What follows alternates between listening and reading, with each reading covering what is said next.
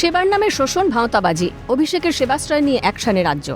পুলিশের কাছে জমা পড়া অভিযোগের প্রেক্ষিতে তদন্ত রিপোর্ট চাইল স্বাস্থ্য দপ্তর। সূত্রের খবর, স্বাস্থ্য দপ্তরের অনুমোদন ছাড়াই হয়েছিল সেবাশ্রয়।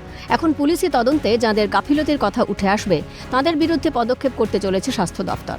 যে সমস্ত সরকারি আধিকারিকরা সহযোগিতা করেছিলেন তারাও স্ক্যানারে রয়েছেন বলে খবর সূত্রের। ঘটনায় শোরগোল রাজনৈতিক মহলে। ইটস আ ক্রাইম, আর ক্রাইম হলে ভারতীয় ন্যায় সংহিতা অনুযায়ী যা করার করা হবে। কড়া বার্তা মুখ্যমন্ত্রী শুভেন্দু অধিকারীর। অভিযোগ এসেছে, আমি দেখেছি, এখানে এসপি আছেন, তিনি তদন্ত করবেন এবং জেলা শাসক বা স্বাস্থ্য দপ্তরের যা হেল্প নেওয়ার পুলিশ নেবে। ইটস এ ক্রাইম, ক্রাইম হলে দেখার জন্য ভারতীয় ন্যায় সংহিতাতে যা করার করা হবে। চরম অনিয়মের অভিযোগ উঠেছে অভিষেকের স্বাস্থ্য শিবির সেবাশ্রয়। ভুয়ো প্রেসক্রিপশন ও কনসালটেশন রেকর্ড, বায়োমেডিক্যাল বর্জ্য ব্যবস্থাপনায় গাফিলতির সহ একাধিক অভিযোগ সামনে এসেছে। শুধু তাই নয়, শিক্ষানবিশ বা আয়ুষ চিকিৎসকদের দিয়ে চিকিৎসা চালানো হয়েছে বলে অভিযোগ। অভিষেককে কড়া ভাষায় আক্রমণ শানিয়ে সাবধান বার্তা স্বাস্থ্যমন্ত্রী শারদ দত্ত মুখোপাধ্যায়ের। একই সঙ্গে তার কটাক্ষ, স্টেথো গলায় ঝুলিয়ে দিলেই চিকিৎসক হওয়া যায় না। পশ্চিমবঙ্গে এইরকম বড় চোর আমরা দেখিনি।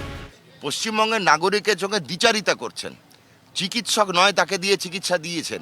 এরা আয়ুষের পড়ুয়া ছিল, কিছু কিছু ওয়ার্ড বয় ছিল, কিছু সাফাই কর্মচারী ছিল। স্টেথো গলায় ঝুলিয়ে দিলেই চিকিৎসক হওয়া যায় না। চিকিৎসক হিসেবে ভুল বোঝানো যায়। অভিষেক বন্দ্যোপাধ্যায়কে খোলা বাংলা কথায় বলি, ভাই সাবধান, আপনি মিথ্যে কথার চুরিচামারির না কিংবদন্তি হয়ে গেছেন। কিংবদন্তি, এরকম বড় চোর আমরা দেখিনি পশ্চিমবঙ্গে। এফআইআর হয়েছে, পুলিশ তদন্ত করবে। কার্যত তৃণমূল নেতার বিরুদ্ধে কড়া পদক্ষেপের হুঁশিয়ারি কেন্দ্রীয় শিক্ষা প্রতিমন্ত্রী সুকান্ত মজুমদারের। সেবাশ্রয়ে অনেক রকম অভিযোগ উঠেছে, যারা ডাক্তার নন তাদেরকে দিয়ে নাকি ডাক্তারি করানো হয়েছে। আয়ুষের ডাক্তারদেরকে নিয়ে গিয়ে নাকি নিউরোসার্জন হিসেবে বা নিউরোমেডিসিন এক্সপার্ট হিসেবে পরিচয় দেওয়া হয়েছে এবং তারা চিকিৎসা করেছেন। তো এই ধরনের নানা অভিযোগ উঠছে। ওষুধ নাকি কমা ওষুধ দেওয়া হয়েছে, এসবও কথা উঠছে। এফআইআর হয়েছে, সেই জন্য পুলিশ তদন্ত করবে। স্বাস্থ্য দপ্তরের অনুমোদন ছাড়া সেই পরিকাঠামোকে সেবাশ্রয়ের জন্য ব্যবহার করা হয়েছিল। ইতিমধ্যেই সেটাও রাজ্য সরকারের স্ক্যানারে বলে সূত্র মারফত জানা যাচ্ছে।